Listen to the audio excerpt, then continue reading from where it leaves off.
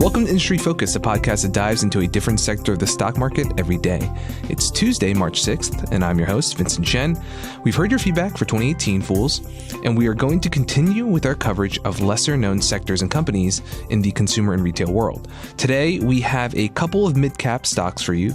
Mid-cap typically including companies with market caps between $2 and $10 billion. So joining me for this discussion via Skype is senior Motley Fool contributor Asit Sharma. Hey, Asit, hope all is well. All is well on this end, Vince, except that I heard we have another 2 weeks of cold weather in Raleigh, North Carolina. So I'm particularly excited to be talking about the first of these two companies today. I will ask, with some of the crazy weather recently, did you guys get hit by a lot of wind the past week? Yeah. I had to struggle to keep my toupee on about a week ago. All right. So the first company, and both of these companies you pitched to me, Asit. I'm really glad that you kind of brought them onto our radar. The first one is Pool Corporation, ticker POOL. Very fitting. So let's jump right into it. What is Pool, and how did they end up on your radar, actually? Sure. I run screens, Vince, as I'm sure you do, and many of our listeners do. You can find screening software on Yahoo Finance or Google Finance. And I like to look at companies which have a quiet but steady trend upward. And I was doing screen filtering for mid-cap stocks, as you gave the definition at the beginning of the podcast, those which typically are having market capitalizations between 2 and 10 billion. And this one popped up. I wasn't very familiar with Pool Corporation, although I know it to be a steadily growing business. And I like those businesses which over time just inch up, because that takes some of the volatility out of your investment. So I'll jump right in and talk a little bit about Pool. It was incorporated in 1993 and had an IPO in October in 1995.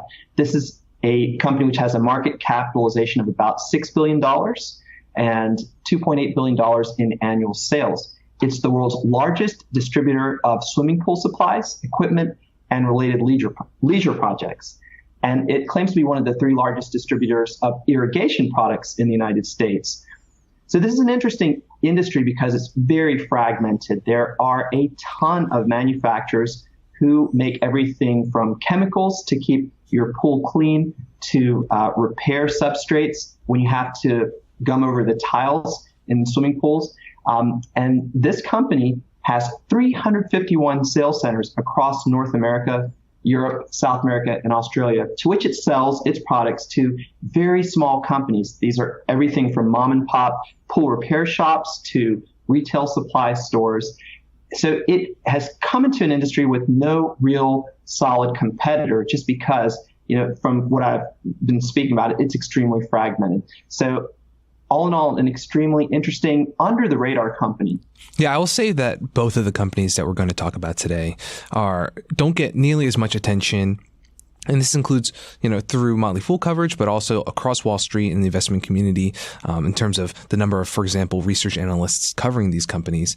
And so it's always nice to bring companies like this flying under the radar to the attention of our listeners. But what you mentioned in terms of the fragmented space is really important here, because Pool definitely enjoys some major scale and network effect benefits. The biggest player in the space. So with their suppliers, for example, they can place the biggest orders, and their customers, which are mostly small businesses, they have 100,000 retail and commercial customers in total. These customers can turn to Pool as essentially their one-stop shop for a lot of different products to fill their own inventory, which has been very beneficial for this company. And just adding some more detail to that with these numbers, they sell 180,000 products across 500 product lines and 50 product categories. And just to note, the biggest one of those is pool and spa chemicals, with about 12% of the company's revenue in 2017. And then the large majority, 98% of their customers are these really small businesses, and we really have kind of an 800-pound gorilla for this industry here. So breaking down a little bit more in terms of their business and their revenue, Pool has a very seasonal business. As you can imagine, their peak activity is from April through September. And something that's really important to note here is, though you might think of pools generally as being kind of a luxury, discretionary thing that consumers have access to, that they'll spend money on, adding it to their homes. A significant portion of the revenue for the company is tied to routine maintenance and repairs, which are much more stable and dependable. So with 60% or so of customer spending tied to maintenance repairs, that's much more non-discretionary. And you can kind of see this come through during the Great Recession. This company, like many across the entire economy, took a hit, but you'll see that their maintenance and repair revenue rose to about 70% of their sales during that period. So again, still some consistency there. And then another 25% of their top line comes from replacement and refurbishment. And this has helped because the overall age of installed pools in this country is they're aging, and so they need more replacement. They need more repairs and refurbishment, which is definitely another benefit for the company. And then the remaining 15% of revenue for pool comes from new construction. Keep in mind that only a small base, only about 11% of the 80 million homes in the U.S., I believe, that can house a pool have one. So there's an opportunity there, and we'll also speak to how the current construction of and installation of new pools is kind of at lower levels compared to historic ones. So let's get a little bit more into some of their customer relationships, also the management team and the progress they're making. What kind of things have stood out to you, Asit? We wanted to expand a little bit on the statistics that you just read, Sure, because it talks about the opportunity that pool has going forward. So the Great Recession, which Vince mentioned in 2008, 2009, really hit this industry hard, as you might imagine. And the company has rebounded with the industry, but since 2008, 2009, management says that new pool construction is still only at 50% of pre-recession levels. Yep. So they see a lot of growth opportunity. Mm-hmm. Most of the industries that we cover have rebounded, and recession is in the rearview mirror. But it's still very much in the front of companies which do the infrastructure for pools. Now, I'm taken by this statistic. I don't personally own a pool, but we had one when I was growing up. I was so surprised to find what Vince mentioned, that only 15% of consumer spending is on new pool construction. But if you own a pool or have ever owned one, you know that the real money comes in buying those chemicals and doing the repair. Then there's landscaping, which is another side revenue business that this company has. So if you look at where the highest concentrations of swimming pools are in the U.S., these are also some of the fastest growing economic areas. 94% of this company's sales are in the U.S., and that breaks down to 50% of sales in 4 states. And I don't think this will surprise anyone listening today. Those states are California, Florida, Texas, and Arizona. If you think about the metropolitan areas in each of those states, these are among the fastest growing metros in the U.S., and it's a great place if you are in an industry which is growing to be able to be concentrated in these markets. I talked about 95% being a concentration of revenue in North America. I'm also enthused by the fact that the global market, if the U.S. is growing at 2 to 4%, the global market is growing at an estimated compounded annual growth rate of over 10%.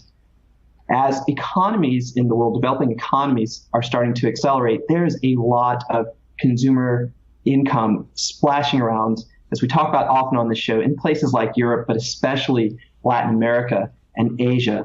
So there's a wide ramp of revenue for a company like Pool, which has learned the gig of providing pool supplies and equipment here in the U.S. to translate that into some of these other continents. So these are the things that really get me excited over the long term about this company.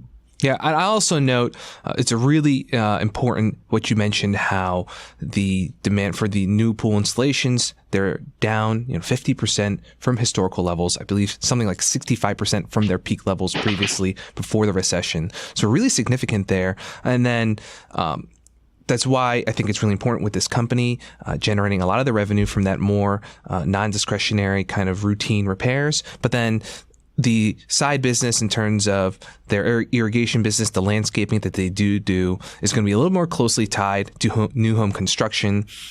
And there is that opportunity there as more people decide to, for example, moving into warmer states with retirees and things along those lines. If they choose to install new pools, that's definitely an area of potential growth for them. I just want to note too, on the management side, the CEO, Manuel Perez de la Mesa, he's held that position since 2001. So very stable leadership here at the company. And management has done a good job at consistently expanding their operating and net income margins. The online channel, another opportunity, represents just 5% of industry sales. And with some of those improved margins, the inventory turnover for the company, I think it's pretty well executed and run. The businesses. And then going more into the growth initiatives, you've mentioned a few of those assets. Something else that they talked about a lot in some recent presentations, investor calls, is their private label. So the company's relying on what they call private label and exclusive product offerings, or Plex. These improve profitability since Plex products, these private label products, offer about a 7.4 percentage point stronger margins than the OEM non-private label products. And the company thinks at some point that they could hit, in terms of a long-term goal, think 10 to 15 years in the future, about 40% of their revenue, the products that they sell, could be in this category. So increasing their profitability and their margins over time. And then something else that they've mentioned in terms of another opportunity is the commercial market. So pool is a much smaller presence here and market share, about less than 10%. And an interesting number that they tout in an investor presentation is that there's $65 billion of treatable water in this part of the industry, the commercial side. And keep in mind, again, that the largest product category for them is those pool and spa chemical treatments. And for the U.S., the market amounts to about $1.5 billion in new construction, renovation, and maintenance on the commercial side. There's been 18% 5-year compound annual growth for this market. So another area that the company is kind of focused on, moving into season opportunity there. So final topic before we roll on to our next company, of course, talk a little bit about their stock performance and valuation. Can you take it from there, Asit? Absolutely. So this company has returned to investors 231%. That's total return over the last 5 years. And those are great numbers. In doing so, it's pushed the forward PE ratio up. And on the show, I often talk about two different measures for this industry, distributors. I think forward PE ratio, or price to earnings ratio, is a good gauge. And we can compare that to the broader market sector. So this company now trades at a forward PE ratio of about 27. So it's 27 times forward earnings versus the consumer discretionary subsector of the S&P 500, which is currently trading around an aggregate of 21 times forward earnings. The little wrinkle in there is, as Vince mentioned, although this is a consumer discretionary stock, it has such a built-in revenue stream from that recurring maintenance need. Vince thinks of this sort of as a consumer staple stock, I think, and he's right to do so. Yep. So it trades at a premium to this market, but if we look at the revenue potential, it's probably justified. Pool has returned 9% revenue growth and 13% net profit growth between the 2015 and 2016 period. And then last year, the company exhibited 8% revenue growth and 28% net profit growth. So those are great numbers. It has a net profit margin of around 7%, which for a distribution company, that's pretty solid. Typically, you see those a few percentage points lower. So you're paying for growth, and you're paying for the prospect of improved profitability in those areas that Vince mentioned, the ability to go to private label, to branch out into irrigation. So I don't think this is an overvalued stock. It probably is fairly valued. If you are looking to get into this, do your research, of course. Don't just take our word for it, but maybe take a gradual entry point in 2018. I like this company a lot. Yeah, I'll just add to that. Given that this stock has pretty handily outperformed the broad market, the S&P 500, over 1, 5, and 10-year timeframes, it's up just 11% just year to date. And this can be considered, I think, by some people as more of a mundane industry, not quite as flashy as some of the other companies that we talk about, other sectors. But given the way they've been growing their earnings, as you mentioned, Asid, and the 5-year forecast for their bottom line growth is about 17% per year, so quite robust. I think that helps to justify a little bit of that premium on the PE valuation, as you mentioned. And the company cites a few long-term trends that they think will be a tailwind for their business. And I want to talk about a few of those before we wrap up here. So, for example, one, I mentioned it a little bit earlier about retirees, but baby boomers are moving south to warmer climates for retirement. And that often means more pools being built and also more maintenance and upkeep. So, for example, 10,000 Americans that are estimated to enter retirement every day at the moment. And in 2016, which is the latest data I could find, 600,000 Americans moved from Northeast and Midwest regions farther south. And some of those major retirement centers in South Carolina and Florida saw the most growth among all metro areas in the country. So pretty compelling story there. And also, in general, homeowners are spending more on their outdoor spaces, whether that's for leisure, for relaxation overall. So again, this can speak to that 50% deficit right now in terms of where installations are across the country. And the last thing, and management spoke to this a little bit too, is just the kind of products that are selling really well with consumers when they have their pools built, when they're maintaining them. It's different. It's different now because consumers often want more automation. They want higher tech for their filters, their heating, their robotic vacuum and filters, and these things all often raised demand for other pool products and also often command better prices, and that can benefit the small businesses that supply them, and then here in this case, Pool, who supplies those businesses. And the company has repurchased actually about $650 million worth of shares in the past 5 years, and they pay a consistent dividend. Payout ratio is very reasonable, around 30%. So given that yield, the stock buybacks, the stable portion of their revenue, which is pretty significant part of the top line, and then also the very dominant market position in a very fragmented industry. If you believe in some of those long-term tailwinds I just mentioned and some of the other opportunities that we've talked about so far, I think this is a pretty compelling story. I agree with you, Asit. So next up, we'll turn our attention to the consumer products conglomerate Spectrum Brands. All right, so our next company is Spectrum Brands Holdings, ticker SPB. So we're going to spend some time looking at this mid-cap stock. The company's announced a flurry of deals and major changes to its business just in 2018, the past couple of months. So before we dive into all that stuff, though, Asa, can you give us a quick overview of this business, what they're known for? Absolutely. Spectrum Brands mirrors some of the larger conglomerates that we talk about. It's got its fingers in a number of different businesses. It has a market cap of nearly $6 billion. It's organized into 5 major segments. These are global batteries and appliances, hardware and home improvement, global pet supplies, home and garden, and global auto care. Now, we're going to put global batteries and appliances to the side, although we're going to talk about that a lot in this segment. This is now a discontinued operation because the company has announced a sale of this business to Energizer Holdings for $2 billion in cash. Mm-hmm. So within this segment that it's sold, global batteries and appliances, it has a number of appliance brands, which it's looking now to sell to a number of other buyers, which have not been disclosed. But these brands on the appliance side within this one segment include George Foreman, Black & Decker, Juiceman, and Breadman. And I want to say, sell everything but the George Foreman brand. It's George Foreman. He can sell anything. Yes. He can sell anything for Spectrum Brand Holdings. So in this next phase, they're looking to get rid of the appliance brands within this segment that they call global batteries and appliances. So I know that's a lot to absorb. I'm going to repeat these segments again so we'll have a handle on them. Global batteries and appliances, of which the batteries has just been announced to have been sold. Hardware and home improvement, global pet supplies, home and garden, and global auto care. Now, I'd like to briefly just talk about some of the brands that are in the other segments. Please do. So it's a great stable of brands. These include the Kwikset lock business, mm-hmm. Pfister, and that's in the home segment.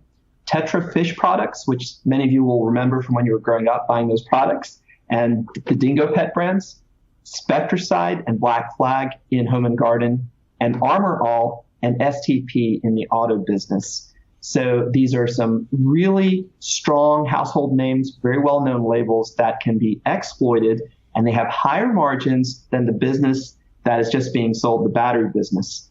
So I'll flip it back to you, Vince, but that's a brief overview of this company. Yep. So battery business going to Energizer for about $2 billion.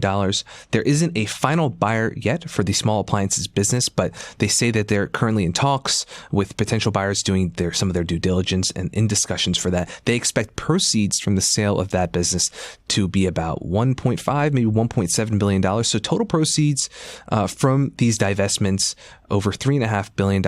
And these are on top of 3 years of exits that the company's made from other smaller businesses that accounted for about $100 million of sales. So much smaller, but this is kind of a climactic effort in terms of an ongoing multi-year kind of strategic change. But on top of that, as if that wasn't enough, this huge restructuring for the company, Spectrum Brands is also combining with HRG Group. So that's a holding company that controls about a 60% ownership stake in Spectrum Brands. And so So Spectrum is going to be merging with HRG Group. The way they kind of position it and explain it to investors, it's better governance, kind of broaden the base of holders for the stock. It's generally, as they see as a beneficial move for the company. But if we focus in terms of the business itself and some of management's priorities, so they're getting all this money, right? $3.5 billion or so from these sales. And they've noted that they want to use the proceeds to reduce their debt, repurchase shares, and also look into acquisitions that will help them expand their remaining business segments, the ones that you mentioned, Asit. And the way I believe it was the CEO described it, he said more channels, more categories, and more countries. So, wanting to expand in the geographic areas. And the focus, of course, here, getting rid of those two other segments, is to focus on the more profitable ones and seeing what kind of opportunities they can find there. So North America, after the sale of the battery business, and I believe the appliance business, North America will make up about 85% of sales for the company. So you can kind of understand why they see those new geographic areas, those countries being somewhere they can expand to a little bit more. And going forward, it seems like management is going to have a much larger risk appetite to pursue higher growth and higher margin businesses. With the divestments, the company's EBITDA margin should improve pretty significantly, I believe, going from 17% in fiscal 2017 to 21% in 2018, according to analyst estimates. And the more on the financial side, cash flow in the year after the various restructuring will remain pretty consistent at about $630 million. And the two metrics that management really seems to focus on based on the calls I was reading, the presentations they give, are their adjusted EBITDA and their free cash flow figures. So we'll talk a little bit more about their stock trading valuation as well, some other opportunities they're looking into. But what else has jumped out to you in terms of the stock, this story, Asit? Right. So this story isn't quite as rosy to date as the Pool Corporation story. Stock has given a decent return to investors over the past 5 years. It's returned exactly 100%. So that's not a bad return. However, it's seeing some of the same challenges that its larger peers are experiencing. And the strategy that this management team is taking with vis-a-vis a more aggressive risk profile is a combination of what we've discussed on this show. Two of our favorite companies to talk about, Procter & Gamble and Unilever. It's taken strategies from both of their playbooks. So Procter & Gamble sold its own Duracell battery business to Warren Buffett's Berkshire Hathaway in 2016. Nobody wants to be in this battery business. It's a low-margin business. And in fact, batteries drag down the operating margin of this segment to 11%, while other segments, such as the home segment, are generating operating margins of 22% for Spectrum Brand Holdings. So it's getting rid of the low margin business, taking that money, has been said, and it's going to buy some faster growing businesses in more promising sectors. First item of business, of course, is to take care of that debt. As Vince mentioned, it's a little highly leveraged. It has a debt to EBITDA multiple of about 5 times, which is a bit high. That'll come down after it gets this infusion of cash. Looking at Unilever, what Unilever has done, which we've talked about on the show, they've been very aggressive in buying up small companies in what it deems to be promising sectors. So like P&G divest the stuff that isn't making money, and like Unilever, spend that cash for bolt-on acquisitions in the areas like home improvement and pet care, and perhaps even some more of these products such as the Black Flag and the Auto Armor All STV that we talk about. So the company wants to leverage its financial structure. After it pays down debt, it may re-up. We've seen this before with consumer goods companies. The bottom line is that, like its larger competitors, so far Spectrum Brands, if you look at their most recent quarter, has 2% organic revenue growth. It's just in line with that bigger sector, but it's a smaller, tinier company than a company like Unilever. So the path to growth is a lot smoother if they buy the right businesses. And that's the magic. It's not just going out and spending when you're flush with cash. It's identifying the ones which are a good fit for your business and your management team. So I think it's at sort of an inflection point here. Although that stock chart doesn't look quite as attractive as Pool Corporation, I think going forward, they have the tools to spark some revenue growth and some operating income growth, which may lead to a higher valuation, which I'll talk about in just a second. What are your thoughts on the strategy and valuation, Vince? Yeah, I'll just add a little bit of detail to some of the things you said. For example, on that debt side, 5 times agree, definitely higher than where management wants to be. They have over $4 billion of debt on their balance sheet. But management has also said they're not going to dedicate too much of the proceeds that they're getting from the sales of their appliances and batteries business to reducing this level. They're thinking something in a range of maybe 3.5 to 4 times, something more sustainable. And then the bolt-on acquisitions, definitely something the company's looking at, something that they've emphasized in their communications to the investment community. But they're also trying to, and every company's, of course, always working on this, but working better marketing, better product innovation, and crossing some of the current businesses that they're in into new categories, as we mentioned. So more channels, more categories, more countries. On those first two, for example, it might be expanding in terms of their Armor All auto care business into air fresheners for the car. And for pet foods, for example, getting into mass channels and improving the distribution for those products. In terms of the valuation, so the stock's taken a beating in the past year, down 25%, though looking out further to about 5 and 10 years, it's managed to outperform the broad market. So in terms of valuation, this is a little bit difficult because of all the changes that are going on at the company. And, that battery business was 40% of the top line previously. It was considered the core of Spectrum Brands, the company. And if you look back 5 or 7 years, it was by far the biggest part of the company. And now for them to exit it, I think it surprised a lot of investors. But the stock trades about 23 times forward estimates, and there's still some uncertainty in kind of factoring how things change with that merger with HRG2. This one was really tough, I think, on valuation front and kind of looking out into the future for me to just grasp everything that's going on. I don't know how you felt about it, Asit. Yeah, it's complex. There are a lot of moving parts and pieces. Mm-hmm. Some of the things which hit the stock in the past year included restructuring charges that the company took on some of those lower growth businesses, as well as consolidating its footprint for its auto business in Dayton, and also consolidating its hardware and home improvement distribution in Kansas. So those were some one-time events that really pushed the stock down a little bit. But then with this merger, that makes it a little more difficult to value, although the merger, as we said, is with their major stockholder, which already owns 60%. Yep. I want to point out one thing about that merger is that the company, which now will be the combined entity by merging, has a insurance company that they've picked up, an insurance arm. And I think that this will be something that gets divested in a few years. So it's a $10 billion deal, as you mentioned. The insurance company is called Front Street Re, which is based in Delaware, and that is owned by HRG, the majority shareholder. So it's not a great fit with this combined consumer goods business. That could lead to a little bit of a bounty a few years down the road.